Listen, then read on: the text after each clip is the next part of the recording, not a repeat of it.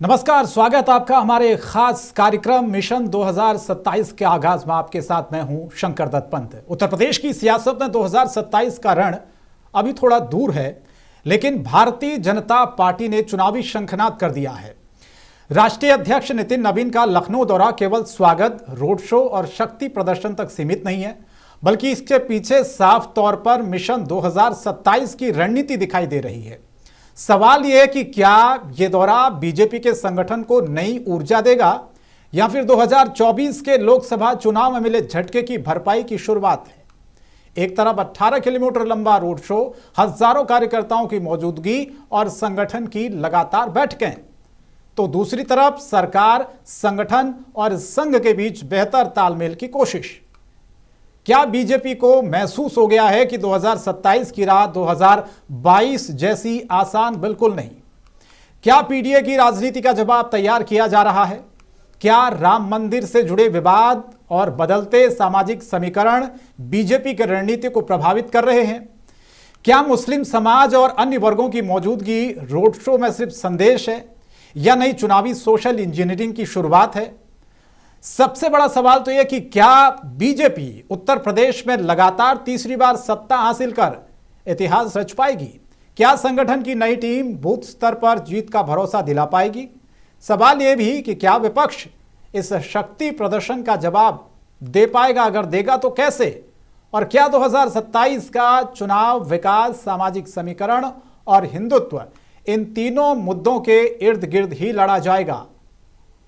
आज आपका मुद्दा में इसी पर करेंगे हम अपने खास मेहमानों के साथ चर्चा, क्योंकि जिस तरह से हम ये देख रहे हैं कि नितिन नवीन जब लखनऊ पहुंचे, एक बड़ा रोड शो हुआ, भव्य स्वागत हुआ और इसे शंखनाद माना जा रहा है 2027 का चुनावी। जी हां, हम सब जानते हैं कि बीजेपी पहले से ही रणनीति बनानी शुरू कर देती है, इसीलिए वो बाकी पार्टियों से आगे निकल जाती है।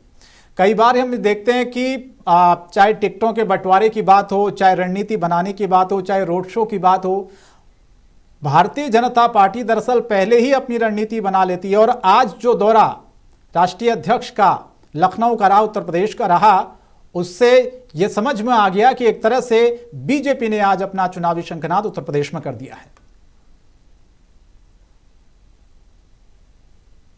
और इसको लेकर के कवायद की जा रही है कि इसको लेकर के भाजपा के आंतरिक गुटबाजी में सरकार और संगठन के बीच में जो तालमेल की कमी है उसको लेकर के दूरी समाप्त होगी। मुझे तो लगता है कि नितिन नवीन जी को भेजा जा रहा है संगठन की तरफ से इस बात को तय करने के लिए कि जो इंटरनल इन्वेस्टिगेशन टीम ने योगी जी को रिपोर्ट सौंपी है, उस रिपोर्ट में जिन लोगों के नाम हैं उन लोगों के नाम या उन बड़े लुटेरों को बचाने के लिए नितिन नवीन जी के साथ योगी जी हो सकता है कि कोई राजनीतिक बार्गेनिंग करने के मोड में हो, क्योंकि योगी जी के पास हो सकता है कि इस रिपोर्ट के माध्यम से वो नाम पहुंच गए हों जो लोग इस चंदे चोरी में शामिल रहे।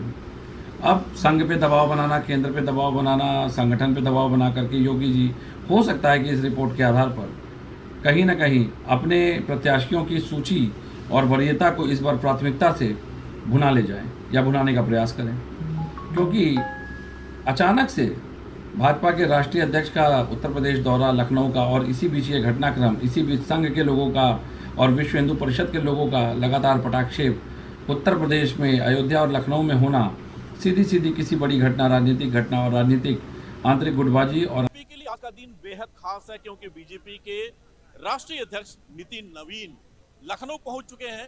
कार्यकर्ता जगह जगह उनका स्वागत कर रहे हैं और 36 घंटे लखनऊ में जो नितिन नवीन गुजारेंगे, उन 36 घंटों में आने वाले 2027 के चुनाव की एक नई परिभाषा लिख करके जाएंगे। कार्यकर्ताओं में जोश है अपने नेता के स्वागत के लिए। दूर दराज से, पूरे प्रदेश से तमाम बीजेपी के कार्यकर्ता, विधायक और सांसद पहुंचे हुए हैं और लगातार कार्यक्रम है। सांसदों के साथ बैठक का कार्यक्रम है, विधायकों के साथ, संगठन के लोगों के साथ। लेकिन इन कार्यकर्ताओं के लिए आज का ये उनके राष्ट्रीय अध्यक्ष का दौरा कितना महत्वपूर्ण है, इनसे जानते हैं। कहां से आप आए हैं? जी, मैं अमेठी से आया हूँ। लल्लन प्रसाद मोहरा मेरा नाम है।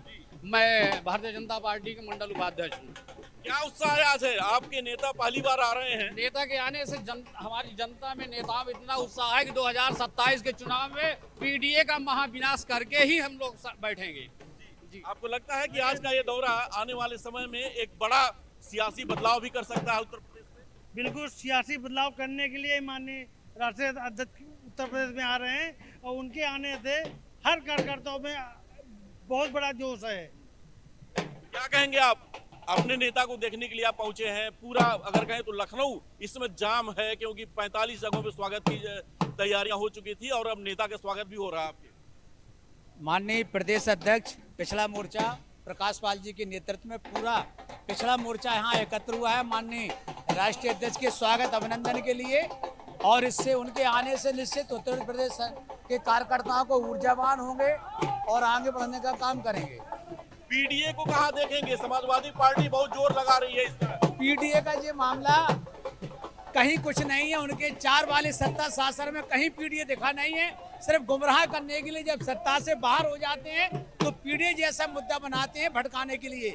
जैसे संविधान का मुद्दा 2024 में बनाया था, अब ये पीडीए का मुद्दा बनाकर जनता को गुमराह करने चाह रहे हैं, लेकिन जनता गुमराह नहीं होगी और भारतीय जनता पार्टी के साथ पिछड़ा समाज खड़ा है, वो खड़ा रहेगा। बिल्कुल, काफी देर से आप हाथों में बैनर वगैरह लेकर के खड़े हैं, क्या कहेंगे? पसीने से तरबतर है, फिर भी नेता का इंतजार कर रहे हैं। हम सभी लोग, मैं भारतीय जनता पार्टी जिला अध्यक्ष ओबीसी मोर्चा अमेठी का, हम सभी लोग अपने माननीय राष्ट्रीय अध्यक्ष नितिन भाई नवीन जी के स्वागत के लिए यहाँ पर खड़े हैं। और आप देख रहे हैं कि ये पूरे लखनऊ में जितना बढ़िया स्वागत ओबीसी मोर्चा के द्वारा ये जो तैयार किया गया है, कहीं आपको नहीं दिखाई पड़ रहा होगा। और पूरा जनसैलाब, पूरा भारतीय जनता पार्टी के हमारे सभी कार्यकर्ता आज उत्साहित हैं। अपने बीच में आगमन होने जो जा रहा है माननीय राष्ट्रीय अध्यक्ष जी का, उनके उत्साह को देखते हुए हम सभी लोग उत्साहित हैं। और आने वाले समय में आपको ये दिखाई देगा कि भारतीय जनता पार्टी की सरकार पुनः बहुत बड़े बहुमत से उत्तर प्रदेश में बनेगी। सबसे पहले मैं बता दूं, मैं अनीता जायसवाल और यहाँ लखनऊ से हूँ। हम लोग हफ्तों से तैयारी से थे और आज सुबह 10 बजे से हम सब उनके इंतजार में हम लोग यहाँ पर मौजूद हैं और उनका बेसब्री से इंतजार कर रहे हैं, क्योंकि आने वाले 27 की जो आपने चुनाव की बात कर रहे हैं, हम लोग इतना काम करते हैं, इतनी मेहनत करते हैं, और जबकि ओबीसी मोर्चा सदैव उनको बीजेपी को बड़ी संख्या में जिताने का काम करता है। और पहली बार नितिन नवीन राष्ट्रीय अध्यक्ष बनने के बाद से लखनऊ पहुंच रहे हैं। ये दौरा न सिर्फ नितिन नवीन के लिए बल्कि मुख्यमंत्री योगी आदित्यनाथ और प्रदेश अध्यक्ष पंकज चौधरी के लिए भी काफी महत्वपूर्ण साबित होने वाला है। सहयोगी अभिषेक चौधरी के साथ दीपक श्रीवास्तव, महुआ खबर, लखनऊ। भाजपा अध्यक्ष नितिन नवीन का जो उत्तर प्रदेश का दौरा है, लखनऊ का जो दौरा है, हमें लगता है कि वो एक औपचारिकता निभा रहे हैं। नए अध्यक्ष बने हैं, पूरे देश में प्रदेश में उनको घूमना है, जाना है, तो आए हुए हैं। हालांकि उत्तर प्रदेश के अंदर सरकार और संगठन में जो खींचतान है, जो सिर फुटौल है, जो आपसी द्वेष है, वो चरम पे है। यहाँ की जनता जानती है। मैं तो सीधा कहना चाहता हूँ नितिन नवीन जी से, आप लखनऊ आए हैं, चल के अयोध्या आइए, मर्यादा पुरुषोत्तम भगवान राम से माफ़ी मांगिए। चंदा चोरी और चढ़ावा चोरी जो आपके लोगों ने की है, उस पर कुछ न कुछ आपको माफ़ी मांगने की ज़रूरत है। 2027 का चुनाव आप भूल जाइए, क्योंकि भगवान राम भी आपसे खुश नहीं हैं। 2027 में इंडिया गठबंधन सरकार बनाने वाली है। तो लगातार जो विपक्ष है वो सवाल उठा रहा है नितिन नवीन के इस दौरे को लेकर। कांग्रेस का तो यहाँ तक कहना है कि आप भूल जाइए 2027। अयोध्या का जो एक मुद्दा चंदा चोरी का, उसको लेकर लगातार विपक्ष लामबंद है, बीजेपी को लगातार घेर रहा है। और हम ये देख रहे हैं कि जिस तरह से पिछले कई दिनों से, चाहे समाजवादी पार्टी की बात की जाए, अखिलेश यादव लगातार लामबंद है इस मुद्दे को लेकर, कांग्रेस पार्टी लगातार सरकार पर हमलावर है। और ये सवाल पूछा जा रहा कि आखिर राम मंदिर, जिस राम मंदिर को लेकर बीजेपी ने जोर शोर से राम मंदिर का मुद्दा उठाया था और चुनाव जीते, उसके बावजूद अब उसी राम मंदिर में चोरी हो गई और किसी को कानों कान तक इसकी खबर तक नहीं लगी। और इसी को लेकर अब विपक्ष दरअसल मुद्दा ये बना रहा है कि भगवान राम के मंदिर में भी चीज़ें दरअसल सुरक्षित हैं नहीं, वहाँ पर अगर चोरी हो गई है तो फिर बाकी जगहों का क्या हाल होगा। एक संदेश देने की कोशिश जनता में विपक्ष कर रहा है, लेकिन ये कितना संदेश पहुँच पाएगा ये तो आने वाले वक्त में ही तस्वीर साफ हो पाएगी। लेकिन फिलहाल ये तस्वीर जो है वो आज की है, जब राष्ट्रीय अध्यक्ष बनने के बाद पहली बार उत्तर प्रदेश का दौरा नितिन नवीन करने के लिए पहुंचे योगी आदित्यनाथ मुख्यमंत्री। जब उनके स्वागत में पहुंचे, डिप्टी सीएम वहां मौजूद थे और उसके बाद 36 घंटे का ये दौरा नितिन नवीन का, चुनाव पर मंथन एक तरह से हम कह सकते हैं कि शंखनाद कर दिया है 2027 का। कार्यकर्ताओं ने जोरदार स्वागत किया, जिंदाबाद के नारे तक लगे। लेकिन सवाल अब यह है कि क्या 2027 फतह उसी तरह से जिस तरह से 2022 का चुनाव उत्तर प्रदेश में भारतीय जनता पार्टी ने जीता। कुछ खास मेहमान मेरे साथ जुड़ रहे हैं, चर्चा की शुरुआत करते हैं। विवेक पांडे जी हैं, प्रवक्ता समाजवादी पार्टी के, बहुत स्वागत है आपका। ब्रजेश राम त्रिपाठी, नेता भारतीय जनता पार्टी के, आपका भी बहुत स्वागत है। उत्कर्ष सिन्हा वरिष्ठ पत्रकार हैं और अनवर हुसैन प्रवक्ता कांग्रेस पार्टी के, आपका भी बहुत स्वागत है। दीपक श्रीवास्तव ब्यूरो चीफ उत्तर प्रदेश के हमारे साथ जुड़ चुके हैं। सबसे पहले दीपक, मैं आप ही के पास आना चाहता हूं। नितिन नवीन का यह दौरा कितना महत्वपूर्ण और क्या कुछ कार्यक्रम 36 घंटे लखनऊ में रहेंगे? नितिन नवीन राष्ट्रीय अध्यक्ष बनने के बाद पहली बार उत्तर प्रदेश का यह दौरा है। क्या ये मानकर चला जाए, जिस तरह से आज हमने एक भव्य रोड शो देखा, उनका स्वागत किया, 27 का शंखनाद कर दिया भारतीय जनता पार्टी ने?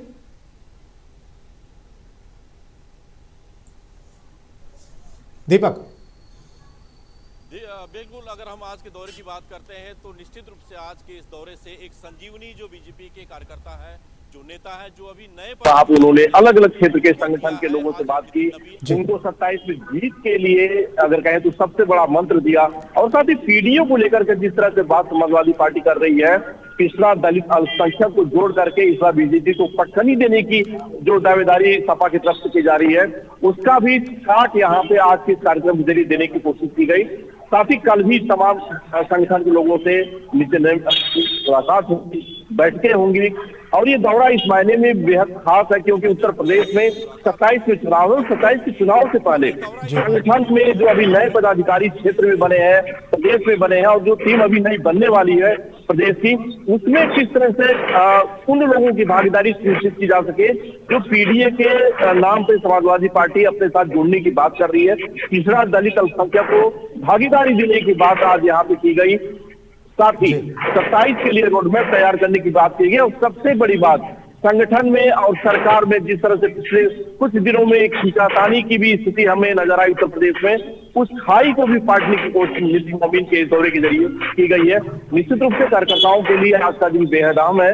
कल भी जब तक नितिन नवीन लखनऊ में है, कल भी उनके तमाम कार्यक्रम लगे हैं और इस कार्यक्रम के जरिए यह मैसेज भी देने की पूरे उत्तर प्रदेश में कोशिश है बीजेपी की। 27 में हम इस बार पूरी एनर्जी के साथ लड़ेंगे क्योंकि 24 के जो चुनाव 22 में तो बीजेपी यहाँ पे ठीक वोटों से जीती, लेकिन 24 लोकसभा में जो 29 सीटों से 19 के चुनाव से 29 सीटें जो कम पाई थी, उसको किस तरह से भरा जाए, उसको किस तरह से इस बार और बेहतर किया जाए। उन तमाम सीटों पे जहां जहां लोकसभा में हारी है, वहां के विधानसभाओं में इस बार क्या भरपूर तैयारी होगी, इन मुद्दों पर भी चर्चा की गई। तो निश्चित रूप से आज का जो कार्यक्रम बीजेपी के लिए खासतौर पे उत्तर प्रदेश के तमाम कार्यकर्ताओं के लिए, पदाधिकारियों के बेहद अहम साबित हुआ है। जी बिल्कुल। और जिस तरह से विवेक हम ये देख भी रहे हैं कि बड़े भव्य तरीके से स्वागत के साथ साथ एक बड़ा रोड शो भी हुआ, लेकिन सवाल आपने पीडीए का किया, जिक्र आपने पीडीए का किया। सवाल बार बार ये उठता है कि आखिर जिस मजबूती के साथ अखिलेश यादव पीडीए का मुद्दा उठा रहे हैं, क्या उसकी कार्ड भारतीय जनता पार्टी के पास है? अगर है तो वो क्या है?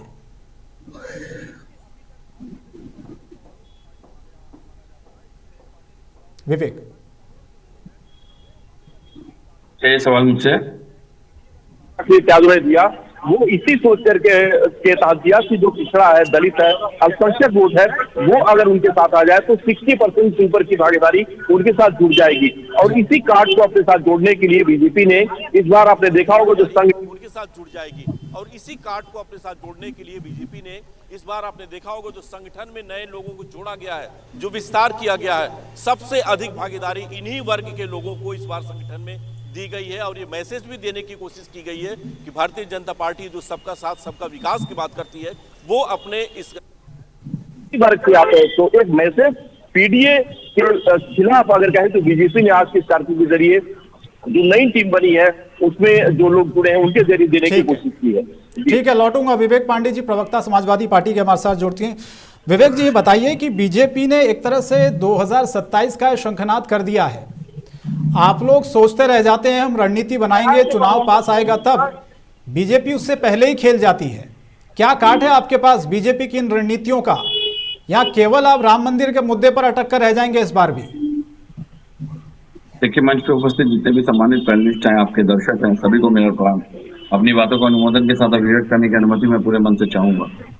हमने 6 महीने पहले ये बात कह दी थी कि चुनाव आज अगर करना चाहें तो आज करवा लें। SIR का मुद्दा जब उठा था तभी भी हमने कहा था कि चुनाव ये कल करवा लें, कल समाजवादी पार्टी तैयार है चुनाव के लिए, क्योंकि हम बखूबी जानते हैं कि हमारा युद्ध जो है वो एक वेल ऑर्गेनाइज्ड पूरी संस्था से है, जो कि पूरी कॉर्पोरेट के तर्ज पे पूरी तरह से संचालित कर रहा है अपने आप को।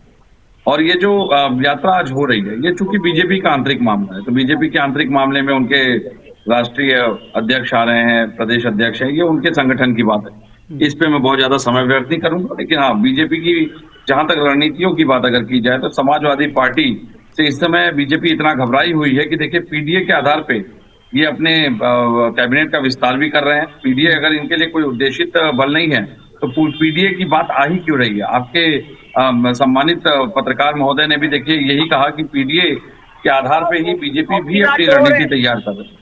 और सबसे बड़ी बात है, सारी बातों की बात जाने देते हैं, 69,000 शिक्षक भर्ती के अभ्यर्थियों को आज तक जो बीजेपी न्याय नहीं दे पाई, वो कैसे पीडीए का कार्ड ढूंढ देगी? मुझे जरा इसी का जवाब बीजेपी के आदरणीय प्रवक्ता महोदय दे। 69,000 शिक्षक भर्ती के अभ्यर्थियों की गलती क्या थी?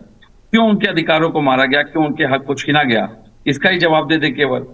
क्योंकि लगातार पिछड़े, दलित, अल्पसंख्यक और शोषित वंचित वर्ग के हर, चाहे वो किसी भी जाति क्यों, लेकिन जो अधिकारों को मारने का काम, अधिकारों को छीनने का काम बीजेपी ने किया। अब तो ये बॉम्बे हाईकोर्ट भी कह रहा है कि भारत के लोगों को गुलाम बनाने पे तुली है बीजेपी सरकार। जो व्यवस्थाएं हैं वो तो बोलने की आजादी पे कुठाराघात कर रही है। तो ये गंभीर सवाल हैं जो कि भारत की संवैधानिक परिधि से सीधे बीजेपी के ऊपर उठाए जा रहे हैं। और पहली बार बीजेपी ऐसे संवैधानिक सवालों में गिर रही है जिसका जवाब शायद ही उसके पास हो। राम मंदिर की बात मैं इसलिए नहीं कर रहा हूं क्योंकि ये एक बहुत बड़ा विस्तृत विषय है जिसपे लगातार चर्चा हो रही है। और अब तो केंद्र सरकार के प्रमुख सचिव जैसे पद पे बैठे बड़े वरिष्ठ IAS भी आकर के सवाल उठा रहे हैं कि 6 किलो से उनके जो रामायण बनवाई थी वो रामायण तक चंपत राय ने गायब करवा दी है। चंपत राय से उन्होंने संवाद किया, उन्होंने चंपत राय ने उनको हठधर्मिता दिखाई, उसके बाद उन्होंने उत्तर प्रदेश के उनके सलाहकार से संवाद किया। तो वास्तविकता यह है कि देखिए, राम मंदिर तो चलिए एक धार्मिक विषय है, हम धार्मिक विषयों का राजनीतिकरण नहीं करते हैं, वो आस्था से जुड़ा विषय है और उसमें मुझे लगता है कि भ्रष्ट रामद्रोहियों को जवाब जनता देगी। लेकिन जो मुद्दा है प्रदेश का, चाहे वो 230 गांवों में पानी की टंकियों की बात करिए जिसपे 2 कंपनियां टेंडर लेके भाग गई, लेकिन आज तक जल सिंचाई मंत्री का कोई जवाबदेही तय नहीं की गई और ना ही वो पैसों की रिकवरी हुई नहीं हुई, कोई जवाब ही नहीं है। लेकिन 17 और 22 आपके हाथ से निकालकर बीजेपी ले गई, इस बात को आप भी जानते हैं जी। 2017-2022 बीजेपी आपके हाथ से निकाल कर ले गई उत्तर प्रदेश से, फिर ये कैसे उम्मीद कर लें कि 2027 में आप पीडीए के सारे सरकार बना लेंगे उत्तर प्रदेश में? नहीं शंकर दत्त जी, देखिए एक बात आपको समझनी पड़ेगी, बीजेपी भी 15 साल सत्ता से बाहर रही है और अब आने के बाद बीजेपी जिस तरह की रणनीतियां अपना रही है, इस तरह की दुर्भावना की न तो राजनीति दूसरे दलों ने की और ना ही कभी इस तरह से प्रशासन या व्यवस्थाओं का दुरुपयोग करके हमने कभी चुनाव लड़ने का प्रयास किया। और मैं तो हमेशा कहता हूं, देखिए हर मंच पे कहता हूं, चुनाव बीजेपी लड़ती तब बीजेपी के चुनाव लड़ने की बात होती, चुनाव तो संस्थाएं लड़ती हैं, बीजेपी तो संस्थाओं की आपको लगता है कि आप अकेले दम पर बीजेपी को हरा पाएंगे उत्तर प्रदेश में? क्योंकि आपने पहले गठबंधन भी किया लेकिन वो सफल नहीं हुआ उत्तर प्रदेश में। संक्षेप में जवाब दीजिएगा। लोकसभा में अनवर हुसैन जी, ठीक बात है। लोकसभा में देखिए, लोकसभा के चुनाव का जो परिणाम आया वो बीजेपी के अति अहंकार का ही परिणाम था कि जनता ने इनको नकारने का काम किया। और अब तो जनता के अंदर आक्रोश धार्मिक मोर्चे से भी जाग गया है। तो मुझे लगता है ये बीजेपी के लिए कठिन चुनौती है। समाजवादी पार्टी अगर चुनौती नहीं होती तो हमारी चर्चा ही क्यों नहीं होती। ठीक है, अनवर हुसैन साहब ये बताइए कि कांग्रेस का यूपी में बहुत ज्यादा जनाधार तो है नहीं। 2017-2022 के जो विधानसभा के चुनाव के नतीजे हैं वो हम सबके सामने हैं। आपने गठबंधन भी किया, वो भी सफल नहीं हुआ, तो बीजेपी से आप लड़ तो नहीं पाएंगे अकेले, ये तो निश्चित है। फिर रणनीति क्या है आप लोगों की? वो जनता है और कार्यकर्ता है। राहुल गांधी जी ने जिस तरीके से पूरे हिंदुस्तान के युवाओं की आवाज वो बने, लगातार आम लोगों की आवाज वो बन रहे हैं, हर मुद्दे पे वो लड़ाई लड़ रहे हैं, संसद से सड़क तक लड़ रहे हैं। पूरा कांग्रेस परिवार का एक एक कार्यकर्ता उनके पीछे खड़ा हुआ है। आप देख सकते हैं कि जब हमारे प्रभारी राजेंद्र पाल गौतम साहब जब लखनऊ में आए थे तो कितनी ज्यादा उत्साह और भीड़ थी। उत्तर प्रदेश में बिना कांग्रेस को कोई लिए साथ में मजबूती से चुनाव नहीं लड़ पाएगा, क्योंकि हमारे पास अरे सर लिया ना 2017 में आपने गठबंधन किया तो समाजवादी पार्टी के साथ, क्या हुआ? समाजवादी पार्टी और कांग्रेस दोनों एक साथ चुनाव लड़ने जा रही है और आने वाले समय में आपको दिखेगा। चुनाव लड़िए लेकिन नतीजा तो नहीं निकल पा रहा ना, सवाल तो नतीजे का है ना सर। नहीं, नतीजा जब आप तो लड़िए हो जाएगा तो नतीजा, आप तो बीएसपी के साथ भी चुनाव लड़िए, लेकिन बात नतीजे की है। पूरे देश की जनता राहुल गांधी जी के पीछे खड़ी है और जिस तरीके से वो बीजेपी भारतीय जनता पार्टी के कुशासन के खिलाफ पूरे देश में लड़ाई लड़ रहे हैं, पूरी जनता में विश्वास उनका बना हुआ है। और हम लोग बताना चाहते हैं कि कांग्रेस पार्टी हर मुद्दों को उठा रही है, चाहे वो पेपर लीक हुई, चाहे महंगाई हुआ, चाहे भ्रष्टाचार हुआ, चाहे कुशासन हुआ। धरातल पर इन मुद्दों का कितना असर हुआ चुनाव में, आप मुझे बताइए। 2017 में भी आपने गठबंधन किया समाजवादी पार्टी के साथ। धरातल पे लगातार असर आपको दिख रहा है। आप जनता के बीच में आप जाइए, सर्वे कराइए कि राहुल गांधी जी की लोकप्रियता कितनी ज्यादा बढ़ रही है। ट्विटर पे, फेसबुक पे, जनता के बीच में बढ़नी चाहिए ना सर। ट्विटर फेसबुक पर तो ठीक है, आजकल फॉलोवर बढ़ जाते हैं, हर जगह जनता एक्सेप्ट करे वो सबसे बड़ी बात है। ठीक है उत्कर्ष सिन्हा जी, आप हर जगह चर्चा करिए, नहीं मुझे पूरी बात बोलने दीजिए। हर जगह आप चर्चा करिए, आम लोगों में चर्चा करिए, विद्यार्थियों में चर्चा करिए, किसानों में चर्चा करिए, हर जगह राहुल गांधी जी के चेहरे पे लोगों ने विश्वास। बीजेपी तो कहती है उत्कर्ष जी, माफ कीजिए अनवर जी, कि जब बड़ा मुद्दा देश में कुछ होता तो राहुल गांधी गायब रहते हैं। अभी हमने दिल्ली में देखे थे राहुल गांधी लापता के पोस्टर तक लगा दिए गए थे, कि कहाँ गायब रहते हैं साहब पता ही नहीं।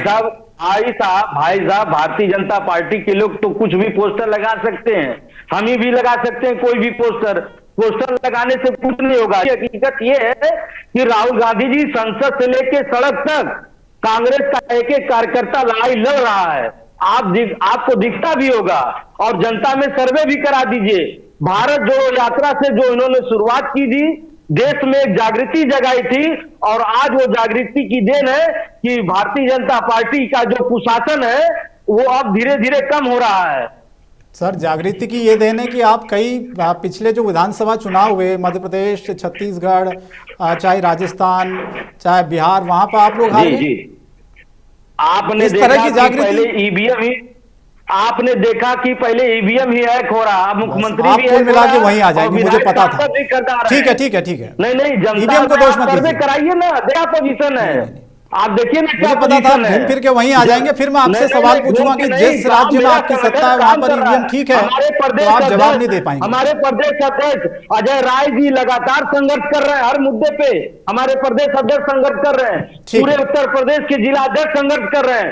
करिए सर संघर्ष, अच्छी बात है। मैं तो जानता हूं कि जनता में जब तक आप पैंट नहीं बना पाएंगे ना, हम लोग विपक्ष में हैं और तब तक आप संघर्ष करते रहिए, कोई फर्क नहीं पड़ता है। लगातार आप जनता की आवाज बन रहे हैं। ठीक है उत्कर्ष सिन्हा जी को भी जोड़ लेते हैं। उत्कर्ष जी ये जो आज का दौरा नितिन नवीन का राष्ट्रीय अध्यक्ष बनने के बाद उत्तर प्रदेश का पहला दौरा, क्या ये 2027 का सर आगाज मान लिया जाए इसको? इसके सियासी मायने थोड़ा समझाइए उत्कर्ष जी। देखिए शंकर जी, नितिन नवीन अध्यक्ष बनने के बाद, राष्ट्रीय अध्यक्ष बनने के बाद पहली बार आए हैं और बतौर राष्ट्रीय अध्यक्ष वो लगभग हर प्रदेश का दौरा करेंगे। उत्तर प्रदेश के दौरे में देरी इसलिए हो रही थी क्योंकि उत्तर प्रदेश में भाजपा की कार्यकारिणी नहीं फाइनल हुआ। अब कुछ दिन पहले वो कार्यकारिणी बन गई, कार्यकारिणी की बैठक भी हो गई, तो उसके बाद अब नितिन नवीन जी आए। और कोई भी राष्ट्रीय अध्यक्ष होता है किसी पार्टी का भी तो, और उत्तर प्रदेश देश का सबसे बड़ा प्रदेश, राजनीति के लिए बहुत इंपॉर्टेंट है, सबसे ज्यादा विधानसभा सीटों वाला, सबसे ज्यादा लोकसभा सीटों वाला प्रदेश है, तो नितिन नवीन को तो आना ही था। अब आने के बाद जो 2 दिन का उनका दौरा है, अगर आप उसको देखें तो दरअसल ये दौरा एक परिचय जैसी चीज ही दिखाई दे रही है, क्योंकि आज आने के बाद जब उनका स्वागत हुआ उसके बाद वो पार्टी कार्यालय पहुंचे, वहां पर उनकी बैठक हुई, सारे मोर्चा के जो पदाधिकारी थे या जो क्षेत्रीय अध्यक्ष स्तर तक बैठक हो गई। दूसरी बैठक जो है उनकी वो भारतीय जनता पार्टी के जिला अध्यक्षों के साथ है और कल भी वो ऐसी बैठक करेंगे। तो एक तो ये बात थी कि एक व्यक्तिगत रूप से कनेक्ट बनना वो जरूरी, और दूसरी बात ये कि कल, आज तो ये औपचारिक बैठकें हैं, लेकिन कल ये देखना जरूर होगा कि क्या वो आने वाले चुनाव के लिए कोई खास दिशा निर्देश का संकेत करते हैं या कुछ ऐसी बात कहते हैं, कोई ऐसा मुद्दा देते, कोई ऐसा इशारा करते हैं जिससे लगे कि बीजेपी अगला चुनाव के लिए क्या ग्राउंड तैयार कर रही है। तो एक तो नितिन नवीन के दौरे को इस तरह से भी देखने की जरूरत है जी। रहा सवाल उत्तर प्रदेश की भारतीय जनता पार्टी की कार्यकारिणी का, देखिए एक इतनी ज्यादा नए चेहरों वाली कार्यकारिणी हमने इसके पहले देखी थी। बीजेपी की कार्यकारिणी में निश्चित तौर पर नए चेहरों को जगह मिलती है, लेकिन इतना ज्यादा चौंकने की स्थिति कभी आई नहीं थी। हालांकि मुझे वो समय भी याद है जब 2017 के चुनाव के पहले जब केशव मौर्य को उत्तर प्रदेश का अध्यक्ष घोषित किया गया था, तो बहुत लोगों को नहीं पता था, क्योंकि तब तक केशव जी की कुल पहचान जो थी वो एक नए नवेले सांसद की थी, और वहां से फिर वो उन्होंने मेहनत की। इस बार की कार्यकारिणी में बहुत सारे चेहरे जो उत्तर प्रदेश भारतीय जनता पार्टी के पहचाने हुए चेहरे हैं वो गायब हो गए। बहुत सारे क्षेत्रीय संतुलन असंतुलन को लेके भी बड़ी चर्चाएं हुई। बहुत सारे, पहली बार हमने देखा कि बहुत सारे ऐसे चेहरे भी आए हैं जिनके ऊपर ठीक ठाक दाग लगा हुआ है, जिनकी मतलब राजनीतिक मामले तो अपनी जगह पे होते हैं, उसके दागियों को तो मैं दागी नहीं मानता, लेकिन जैसे उपेंद्र रावत का एक वीडियो जारी हो गया था और उसके बाद उनका लोकसभा का टिकट भी कट गया था, लेकिन वो फिर कार्यकारिणी में भी दिखाई दे रहे हैं। तो एक मैसेज बड़ा क्लियर है। मैसेज क्लियर ये है कि कोई इस तरह के आरोपों से हमें नहीं चिंतित होना, हमें अपनी केमिस्ट्री देखनी है, हमें ग्राउंड देखना है।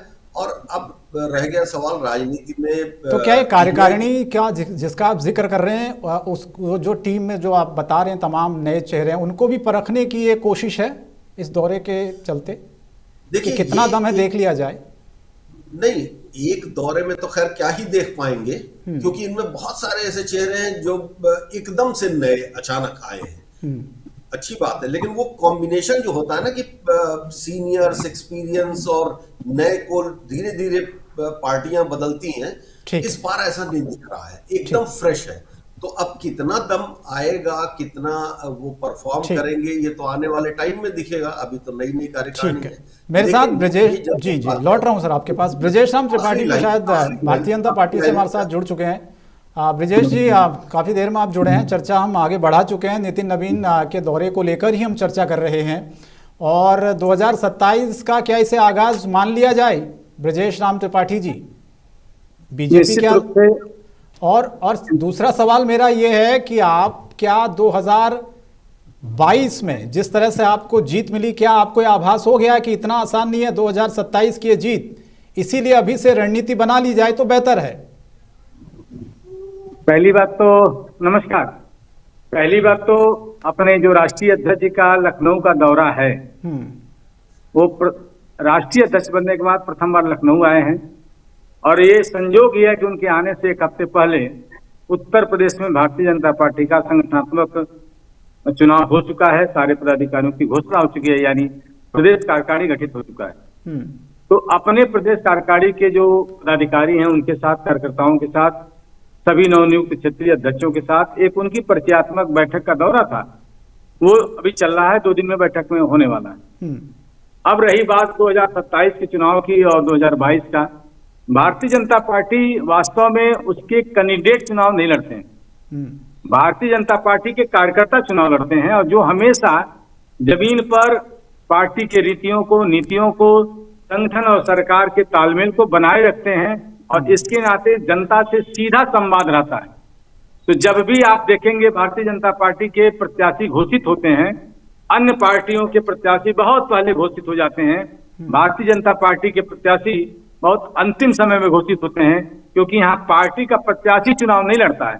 यहाँ पर पार्टी चुनाव लड़ती है, पार्टी के नेता चुनाव लड़ते हैं और पार्टी के रीत और नीति और जो उनके सिद्धांत है वो चुनाव लड़ता है। और 2027 में जो हमारी बात है विजय श्री का या बहुमत का, आप ये मानकर चलें कि 2022 में जो हमारी आपको ये लगता है, कुछ अभी हमारे प्रवक्ता बंधुओं ने बता रहे थे कि हमारी जो गैप हुआ था उसको हम कंटिन्यू करेंगे। ये उत्तर प्रदेश का चुनाव है। पूज्य योगी जी आदित्यनाथ जी महाराज मुख्यमंत्री के रूप में कानून व्यवस्था को पूरे देश को पूरे प्रदेश में अपनी उन्होंने धाक जमाई है और गोरखपुर से लगाए पूरे गाजियाबाद तक जहां जहां अन्य मुख्यमंत्री जाने के लिए। लेकिन त्रिपाठी जी, ये तो आप समझिए कि 2024 के जो नतीजे आए लोकसभा चुनाव के, उससे थोड़ा तो आप डरे हुए होंगे कि पता नहीं क्या हो जाए कब। पहले जो आप में कॉन्फिडेंस था कि भाई जीतेंगे तो जीतेंगे हम ही, जो भी होगा, लेकिन 24 में जिस तरह से इंडिया गठबंधन ने कमाल करके दिखा दिया, एक डर तो है आपके अंदर इस बार कि भैया रणनीति तो पहले बनानी पड़ेगी, अब कुछ ना कुछ करना पड़ेगा, कोई कार्ड तो निकालनी पड़ेगी, नहीं तो कुछ भी हो सकता है। चुनाव मैदान में जब हम हैं तो घबराने की कोई बात नहीं। जो पिछली गलतियां हुई या पिछली खामियां रह गई, जो कमियां रह गई, उसको दुरुस्त करते हुए जहां हम पिछड़ गए थे वहां आगे आने के लिए हम रणनीति बना चुके हैं और हमारे कार्यकर्ता, हमारे पार्टी के नेता सभी लोग लगे हुए हैं। 2027 निश्चित रूप से पूर्ण बहुमत के साथ पूज्य योगी आदित्यनाथ जी महाराज के नेतृत्व में हम जीतने जा रहे हैं। विपक्ष का जो गठबंधन है दलितों का, पिछड़ों का, अल्पसंख्यकों का, इसको पीडीए के रूप में घोषित किया गया है। वास्तव में भारतीय जनता पार्टी सर्व समाज के लिए काम करती है, सबके हित के लिए बात करती है। और अभी अपने अनवर हुसैन जी कह रहे थे कि ईवीएम वगैरह का कोई विषय बता रहे थे कि मशीनरी चुनाव लड़ती है, लोग लड़ते हैं। मैं आपको बता दूं कि गोरखपुर से सटा महाराजगंज है।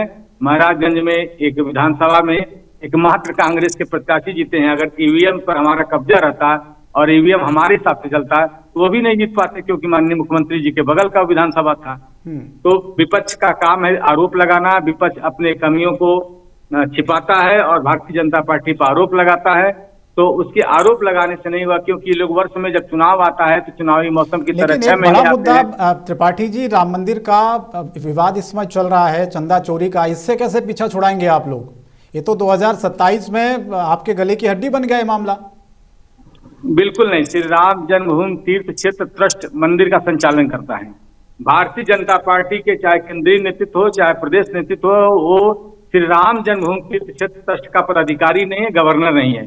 लेकिन उसके जो भी विश्व हिंदू परिषद चंपत राय जी या जो भी कुछ लोग बातचीत कर रहे हैं, उस पर माननीय मुख्यमंत्री जी ने स्पष्ट कहा है कि जो दोषी हैं उन पर कार्रवाई होगी, वो जेल जाएंगे, किसी कीमत पर बख्शा नहीं जाएगा। विश्व हिंदू परिषद इस श्री राम जन्मभूमि मुक्ति संघर्ष आंदोलन के जितने नेता रहे और आज अभी जो जीवित हैं, सभी ने एक स्वर से कहा है, समवेत स्वर से कहा है। विश्व हिंदू परिषद के राष्ट्रीय अध्यक्ष ने भी कहा है कि जो भी चोरी प्रकरण, चंदा चोरी प्रकरण में है, उनको किसी भी स्तर पर बख्शा नहीं जाए। आपको लगता है नहीं ये मुद्दा आपको नुकसान कर सकता है 27 में? ये भारतीय जनता पार्टी के कार्यकर्ता पदाधिकारी थोड़ी चोरी किए हैं कि वो नुकसान करेगा। यार भारतीय जनता पार्टी के नेता बचा भी नहीं रहे हैं, शासन प्रशासन बचा भी नहीं रहा। माननीय मुख्यमंत्री जी सामने से आकर कहा कि जो दोषी होंगे कतई बख्शे नहीं जाएंगे। तो जब भारतीय जनता पार्टी अगर इस मामले में लीपा पोती नहीं, आप ही लोग तो कहते थे ना रामलला आएंगे, मंदिर वही बनाएंगे, नारा तो आपका ही था ना? नहीं, भारतीय जनता पार्टी का नारा नहीं था, ये विश्व हिंदू परिषद का नारा था, संघ का नारा था। आपके नेता नारा देते थे, क्या बात कर रहे हैं? वो हमारे नीतियों को आप लोग कहते थे राम मंदिर हमने बनाया, अभी भी आप कह रहे हैं। मैंने ये कहा कि हमारे नेता समर्थन कर रहे थे आंदोलन, वो विश्व हिंदू परिषद का था, बजरंग दल का आंदोलन था। बीजेपी का कोई लेना देना नहीं था उस आंदोलन से, और समाजवादी पार्टी बीजेपी का कोई लेना देना नहीं था राम मंदिर आंदोलन से। लाल कृष्ण आडवाणी कौन थे? लाल कृष्ण आडवाणी जी आंदोलन में आए थे, रामरथ यात्रा की जनजागरण में गए थे। आंदोलन उनका नहीं था, वो आंदोलन में समर्थन में थे। आंदोलन हमेशा श्री राम जन्मभूमि मुक्ति यज्ञ संघर्ष समिति का था, जिसके अध्यक्ष पूज्य महंत मतलब आप ये कह रहे हैं कि राम मंदिर मुद्दे से बीजेपी का कोई लेने देना नहीं है? मैंने ये बात कतई नहीं कहा। उन्होंने समर्थन किया है, उनका वो नेता नहीं तो समर्थन किए हैं। जैसे मतलब गलत हुआ है तो लेना देना नहीं है साहब, जब वोट लेने हो तो ठीक है, राम जी हमारे हैं। श्री राम जन्मभूमि तीर्थ क्षेत्र ट्रस्ट उसका ट्रस्टी है और उसके जो भी पदाधिकारी रखे गए हैं। कुछ कहना चाह रहे हैं, काउंटर करिए। अनवर जी बोलिए। फायदा आपको लेना जब आपको फायदा लेना था बड़े भाई की आपकी पार्टी को, तो आपने बहुत अच्छेबाजी किया, भगवान श्री राम जी के चरणों में गए और हैं भी। वो आस्था का मामला हम उस पर नहीं कुछ कहेंगे। जब कहीं से कुछ गलतियां हुई तो आपको जारी तो आपको लेनी पड़ेगी भाई साहब। और दूसरा देखिए सुनिए, दूसरा मैं हमारे साहब से हाथ जोड़ के निवेदन करना चाहते हैं कि मंत्री जी मोदी जी ने जो 2014 में जो मैनिफेस्टो पढ़ा था कि अच्छे दिन आएंगे, हर भाइयों के खाते में 15-15 लाख रुपए आएगा, काला धन हो जाएगा, ये सब मैनिफेस्टो पे आप अगर चुनाव लड़े तो बहुत अच्छा रहेगा भाई साहब। उस पे आता है राम मंदिर आंदोलन की जहां तक बात है, अनवर जी को मैं बताना चाहता हूं कि कांग्रेस ने राम जन्मभूमि आंदोलन में से अपने को पीछे खींचा और उन्होंने यहां तक कहा कि कोई राम मंदिर काल्पनिक है, राम सेतु बिल्कुल नहीं है, सुप्रीम कोर्ट में हलफनामा दिया। तो जब आप सनातन को मानते ही नहीं, राम को मानते नहीं है, राम मंदिर की आंदोलन से आप दूरी बनाए रखते हैं और राम जब चोरी पकड़ना आता है तब तक आप सनातनी हो जाते हैं। एक ही व्यक्ति, एक ही पार्टी, दो बातें नहीं चलेंगी। मैंने कहा कि श्री राम जन्मभूमि मुक्ति का आंदोलन लोगों के राम मंदिर का मामला है और आस्था का सभी लोग सम्मान करते हैं, सभी लोग सम्मान करते हैं आस्था का। करोड़ों लोग का आस्था का मामला है और सभी लोग सम्मान करते हैं। जिस आस्था की बात आप कर रहे हैं, मैं स्वयं राम जन्मभूमि आंदोलन के सभी आंदोलनों का मैं प्रमुख सिपाही रहा हूँ। 1986 से लेकर 2011-12 तक जो आंदोलन हुआ सब में मैं प्रत्यक्ष पदाधिकारी के रूप में भाग लिया है। आप उस समय बिल्कुल नहीं थे, कांग्रेस बिल्कुल नहीं थी, समाजवादी पार्टी बिल्कुल नहीं थी। बड़े भाई ब्रजेश भाई, बड़े भाई एक बात सुन लीजिए ना, मैं यही कहना चाहता हूं कि 2014 में माननीय प्रधानमंत्री मोदी जी ने जो वो मैनिफेस्टो पढ़ा था कि हर भारतीयों के अकाउंट में 15-15 लाख रुपए आएंगे, अच्छे दिन आएंगे, काला धन वापस, बेरोजगारी दूर होगी, 1 करोड़ हर साल नौकरी मिलेगा, उस मैनिफेस्टो के बारे में आप क्या कहना चाहते हैं और क्या उस पर आप 27 में चुनाव लड़ सकते हैं? कितना आपने पूरा किया? 27 में हम विधानसभा के चुनाव लड़ने जा रहे हैं और विधानसभा उत्तर प्रदेश की जो समस्या है उस पर जो बात है उस पर मैं काम करने वाला हूँ। नहीं भाई साहब, उस मुद्दे को नहीं, माननीय प्रधानमंत्री जी ने कहा था वो लोगों के आप लोग के नेता है, केंद्रीय नेतृत्व, आप लोकसभा चुनाव लड़ रहे हैं या विधानसभा का चुनाव लड़ रहे हैं? नहीं आप अभी बात कर रहे हैं। आप मुख्यमंत्री के भाषण को 2014 के भाषण को आपको पढ़ना पड़ेगा कि आपको बताना पड़ेगा। आने दीजिए, लोकसभा चुनाव आने दीजिए, आपका उसका जवाब मिलेगा। लोकसभा चुनाव आने दीजिए, आप बताइए, उसका जवाब मिलेगा। अभी आप 2027 में विधानसभा कब आएगा, अच्छे दिन कब आएगा, बेरोजगारी कब दूर होगी, काला धन वापस कब आएगा, यही तो बता दीजिए। आपने कौन सा वादा पूरा किया?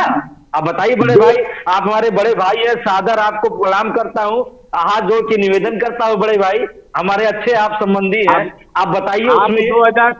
2027 की बात हो रही है या 2029 की बात हो रही है? लोकसभा चुनाव की बात हो रही है? 2014 में नहीं, 2014 में माननीय प्रधानमंत्री जी ने वादा किया था, हम विधानसभा की बात कर रहे हैं। आप उसको बताइए ना कि कौन सा वादा पूरा हुआ है। राष्ट्रीय अध्यक्ष के आगमन, राष्ट्रीय अध्यक्ष जी सुनिए, राष्ट्रीय अध्यक्ष जी आए हुए हैं, विधानसभा के चुनाव की बात नहीं, आपके राष्ट्रीय अध्यक्ष जी आए हैं माननीय नवीन साहब, उनसे आप पूछ लीजिए ना कि साहब कौन सा वादा पूरा आपने किया है, उस पे 4 लाइन आप बता दीजिए, हम जनता को ब्रीफ कर दें। आप कुछ वादा बता दीजिए या कुछ नया वादा बता दीजिए।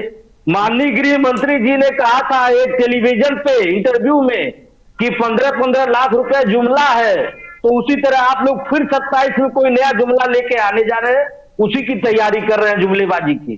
तो जुमले की काट ढूंढिए, आप अपने पार्टी के नेताओं से जुमले का काट ढूंढे वो। ठीक है सर, ठीक है विवेक, जुमलेबाजी नहीं करते लौट रहा हूं आप दोनों के पास। विवेक पांडे जी को जोड़ लेते हैं थोड़ा सा। मजबूत विवेक जी, ये पीडीए का जिक्र जो आप कर रहे हैं, इसमें पीडीए समीकरण के साथ साथ क्या आपको लगता नहीं कि अब सॉफ्ट हिंदुत्व की तरफ धीरे धीरे शिफ्ट हो रहे हैं अखिलेश यादव या समाजवादी पार्टी है आपकी पार्टी? नहीं, देखिए हिंदुत्व चाहे सनातन, क्योंकि अब तो कह रहे हैं कि राम मंदिर भी जाऊंगा, अखिलेश यादव ने कह दिया है। नहीं, देखिए ये बौद्धिकता की जिन लोगों में कमी है, मुझे लगता है वो अखिलेश यादव जी के बात को समझ नहीं पाए, क्योंकि राजनीति में इस समय मानसिक विकलांगों की अधिकता ज्यादा आ गई है और बौद्धिक लोगों की दूरी की वजह से राजनीति का स्तर गिरता जा रहा है। अखिलेश यादव जी ने पहले दिन से इस बात को स्पष्ट कहा है कि हमारा एक संकल्प है केदारेश्वर महादेव मंदिर के निर्माण होने का, पूर्ण निर्माण करने का। और केदारेश्वर हमारे शास्त्रों में, सनातन में संकल्प शब्द की बड़ी व्याख्या है। हमारा संकल्प पूरा होते ही सपरिवार हम राम मंदिर जाएंगे। ये बात आदरणीय अखिलेश यादव जी ने पहले दिन कह दी थी, जो कि केदारेश्वर महादेव की जिस दिन नींव रखी गई थी। लेकिन अब ये बात चूंकि आदरणीय अखिलेश यादव जी और समाजवादी पार्टी के विरोधियों की समझ में नहीं आती, क्योंकि बौद्धिकता, जिसका जितनी योग्यता, जिसका जैसा वातावरण वैसा ही उसका आचरण है, तो इस पे हम बहुत ज्यादा कटाक्ष करके अपने शब्दों को खराब नहीं करते। मैं एक बात बड़ी स्पष्ट रूप से कहता हूं कि हमारे लिए धर्म आस्था का विषय है। और आज देखिए ना, जिस तरीके से अयोध्या ट्रस्ट से जुड़े लोगों को फ्लाइट में चंदा चोर और रामद्रोही कह के बुलाया जा रहा है। अभी तो देखते जाइए ना, इस पूरे चोरी में जितने लोग सम्मिलित हैं सभी रामद्रोही के नाम से नवाजे जाएंगे। त्रिपाठी जी तो कह रहे हैं हमारा इससे कोई लेना देना थोड़ी नहीं है, ये आरएसएस वीएचपी का मुद्दा है, हमें क्यों घेर रहे हैं? देखिए, ये तो मुझे लगता है कि सबसे हास्यप्रद राजनीतिक वक्तव्य इन्होंने दिया है इस सदी का, इस कालखंड का सबसे हास्यप्रद वो है, क्योंकि दुनिया जानती है कि आरएसएस इनकी मातृ संस्था है और विश्व हिंदू परिषद इनकी सहयोगी संगठन है। और इन्होंने अभी जिस तरह से राम मंदिर के आंदोलन से स्वयं को अलग करने का प्रयास किया, अब आप मुझे बताइए, मीडिया के लिए ये एक डिबेट और प्रश्न का विषय है। अगर इनका ये बयान अगर अन्य मीडिया संस्थान सुन ले तो इस पे तो डिबेट शुरू हो जाएगी कि बीजेपी पहली बार राम मंदिर के आंदोलन से सीधे प्रत्यक्ष रूप से स्वयं को अलग करके परोक्ष रूप से समर्थन देने की बात कर रही है। जिस राम मंदिर के मुद्दे को लोग लगातार सुनाते रहे, वोट मांगते रहे। इनफैक्ट आपको याद होगा कि राम मंदिर में इतनी बड़ी चोरी और डकैती हो गई और उसके बाद भी उसके जो वहां के जजमान थे, प्रधान जजमान, वो 7 प्रधान जजमान कहीं दिखाई और सुनाई नहीं दे रहे हैं। आश्चर्य की बात होती है, जब क्रेडिट लेना होता है तो फोटो खिंचवाने सबसे आगे, लेकिन जब जिम्मेदारी लेनी होती है तो सबसे पीछे की पंक्ति में भी नहीं दिखाई देते। तो ये इनका चाल चरित्र और चेहरा है, पहली बात। दूसरी बात, जो आक्रोश इस समय देश के अंदर है, मैं तो निवेदन करूंगा, आज देखेंगे इनके राष्ट्रीय अध्यक्ष आए हैं, चूंकि इस विषय पे मैं बोलना नहीं चाह रहा था। इनके राष्ट्रीय अध्यक्ष लखनऊ आए हैं, शर्मा की चाय की दुकान पे जितनी भीड़ होती है ना, उतनी भीड़ तो इनके राष्ट्रीय अध्यक्ष के कॉन्वॉय में नहीं दिखाई दे रही है सड़क, और वीडियो वायरल है। ऐसा नहीं कि समाजवादी पार्टी से हूं इसलिए कह रहा हूं, इससे ज्यादा भीड़ तो आदरणीय अखिलेश यादव जी किसी जिले में चले जाएं तो उसकी सड़कें जाम हो जाती हैं, और ये बात कर रहे हैं कि ये आलोचना की बात कर रहे हैं। लेकिन चलिए, धन्यवाद दूंगा। यही चरित्र है वास्तव में भाजपा के लोगों का, कि किस तरह से राम, अभी स्वयं स्वीकार कर रहे थे मैं आंदोलन में भी था, फिर इन्होंने कहा भाजपा का सीधा कोई लेना देना नहीं था। दुनिया जानती है कि भाजपा ने राम मंदिर के आंदोलन को जिस तरह भुनाया, रथ यात्रा निकाली, आडवाणी जी जिस तरह से शिरकत कर रहे थे और जिस तरह से इन लोगों की भूमिका रही उस आंदोलन को विध्वंसात्मक बनाने में, ये बात किसी से छुपी हुई नहीं है। तो मुझे लगता है कि आस्था हमारे लिए धर्म है और राजनीति के लिए हमारे पास जनहित के मुद्दे हैं, जनहित के मुद्दों के जवाब देते बहुत। इसकी चर्चा आखिर लखनऊ के गलियारों में कितनी है? दीपक, आपसे मैं समझना चाहता हूँ, ठीक है, पार्टी के जो प्रवक्ता हैं भले इस बात को नकारें कि ये हमारा मुद्दा नहीं है, लेकिन वाकई में अगर ये मुद्दा बन रहा है उत्तर प्रदेश में, जिस तरह से अखिलेश यादव बार बार इस मुद्दे को उठा रहे हैं, तो क्या ये 2027 में भारतीय जनता पार्टी के लिए मुश्किल खड़ा कर सकता है? शंकर, अपना सवाल एक बार फिर से आप दोहराएं, आपकी आवाज काफी आ रही। दीपक, मेरा सवाल ये है कि जिस तरह से राम मंदिर के मुद्दे को लेकर हम सवाल पूछ रहे हैं भारतीय जनता पार्टी के प्रवक्ताओं से, वो कह रहे हैं सीधे तौर पर हमारा इससे कोई लेना देना नहीं है, राजधानी लखनऊ है और उत्तर प्रदेश से ही दिल्ली का रास्ता तय होता है, वहां पर कोई मुद्दा उठता है तो देश का मुद्दा बनता है। इस मुद्दे की कितनी गूंज उत्तर प्रदेश में आपको दिखाई दे रही है, और क्या ये 2027 के लिए अगर वाकई में विपक्ष इसे बड़ा मुद्दा बना लेता है तो बीजेपी के लिए मुश्किल खड़ी हो सकती है?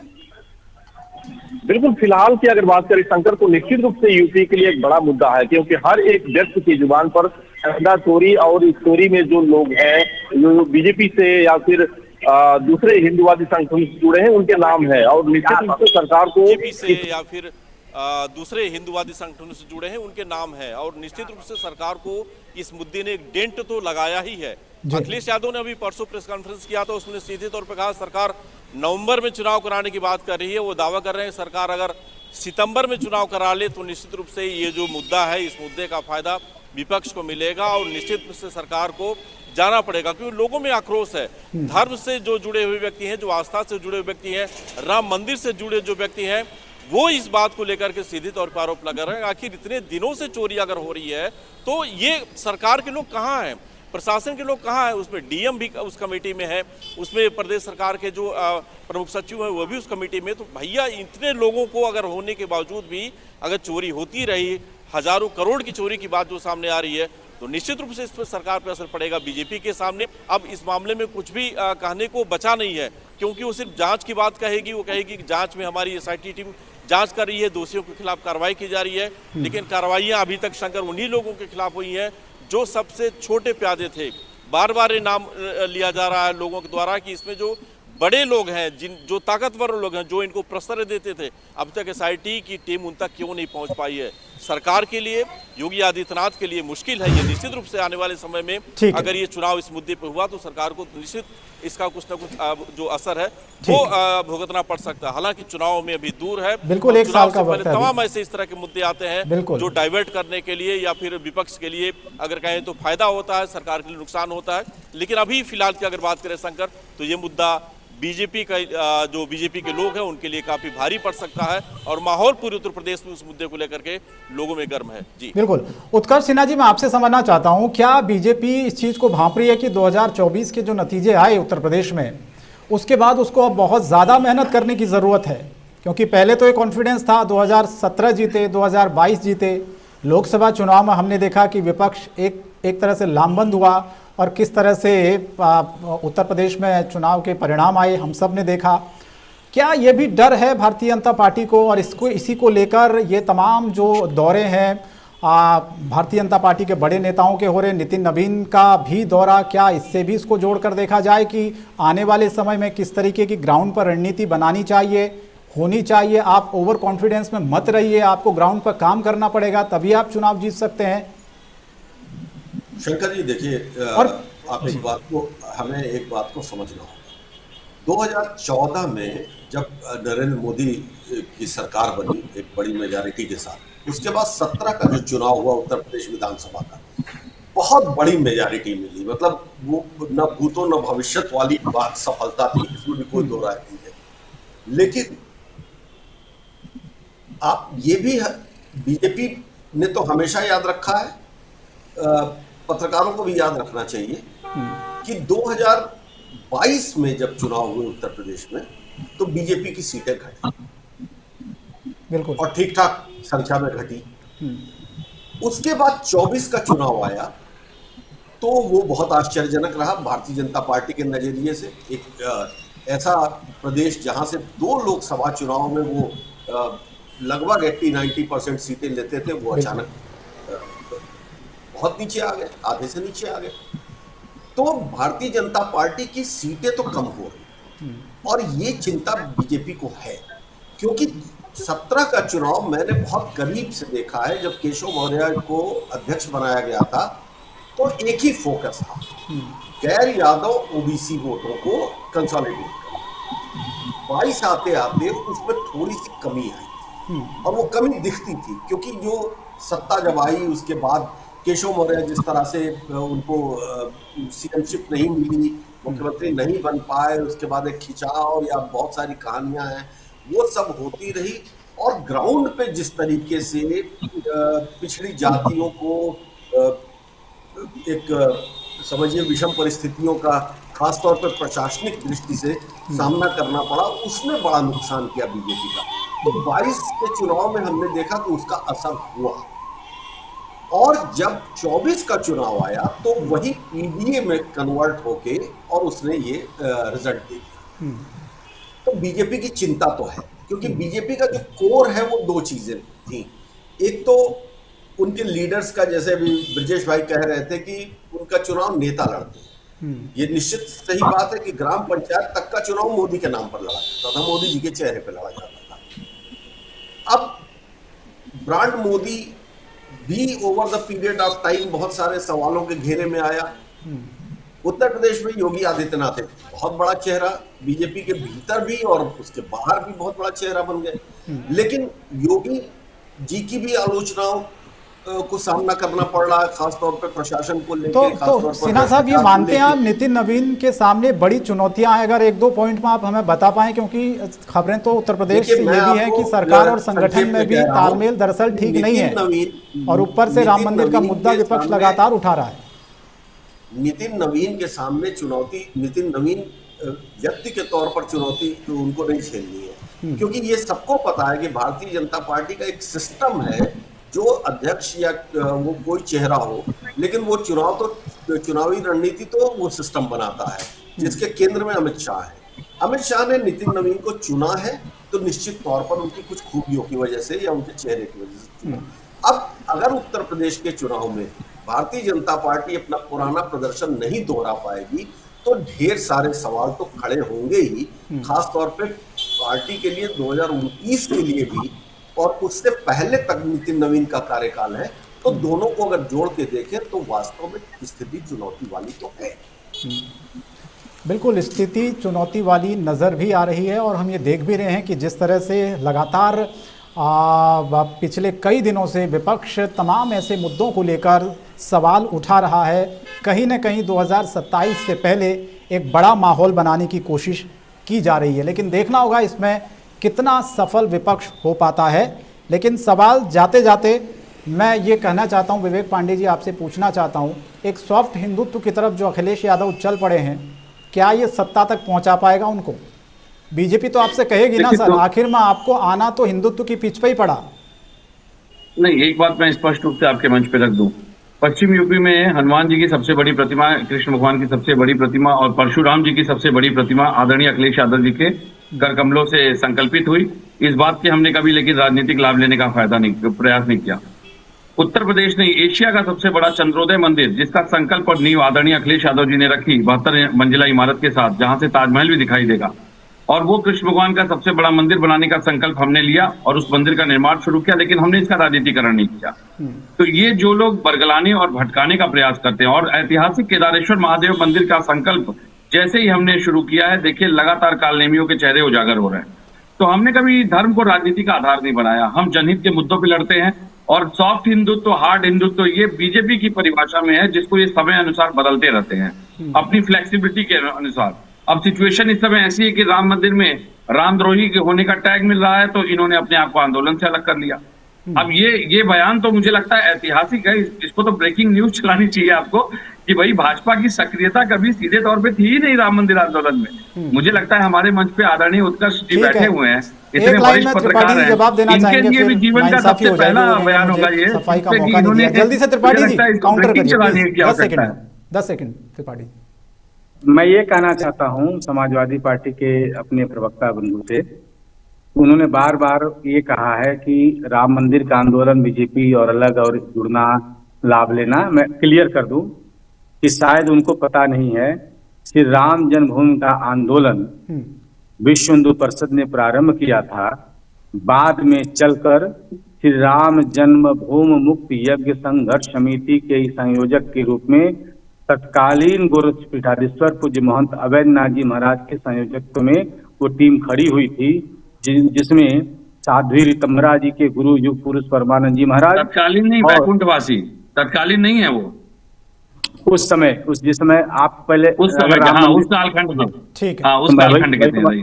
मैं तत्कालीन कहा, मैं अभी का नहीं कहा हूँ, पूरी बात मेरे ध्यान से सुनिएगा। आप राम मंदिर आंदोलन से जुड़े थे नहीं जुड़े थे ये मुझे नहीं पता है, लेकिन मेरी राम जन्मभूमि आंदोलन से उत्पत्ति है, और मैं आप जब बोल रहे तो मैं बीच में नहीं बोलना, पूरी बात पहले आप सुन लें कृपया। और उसके बाद जो रामचंद्र परमहंस जी महाराज जी, 3 लोगों का संयुक्त में आंदोलन चला था। भारतीय जनता पार्टी, कांग्रेस उस आंदोलन को दबाना चाह रही थी, भारतीय जनता पार्टी उस आंदोलन को समर्थन की थी, और उस आंदोलन को बढ़ाने के लिए लाल कृष्ण आडवाणी जी ने एक रथ यात्रा निकाली थी। विपक्ष और समाज ये समझ बैठा कि ये आंदोलन राम जन्मभूमि का आंदोलन भारतीय जनता पार्टी का है। राम जन्मभूमि का आंदोलन भारतीय जनता पार्टी का कभी नहीं था। रोकना पड़ेगा, डिबेट रोकनी पड़ेगी। आज के लिए माफी चाहता हूँ, आज के लिए माफी चाहता हूँ। आप लोगों ने बात रखी, सबको मौका दिया मैंने, मुझे नहीं लगता किसी कोई शिकायत होगी। बहुत शुक्रिया आप सभी लोगों का हमारे साथ इस चर्चा में जुड़ने के लिए, समय देने के लिए। तो लखनऊ पहुंचे थे राष्ट्रीय अध्यक्ष नितिन नवीन, हालांकि यह विपक्ष का ये कहना है। कि दरअसल बीजेपी डरी हुई है। राम मंदिर का जो मुद्दा विपक्ष बार बार उठा रहा है उसको लेकर भी कहीं ना कहीं सियासी गलियारों में इसकी गूंज सुनाई दे रही है।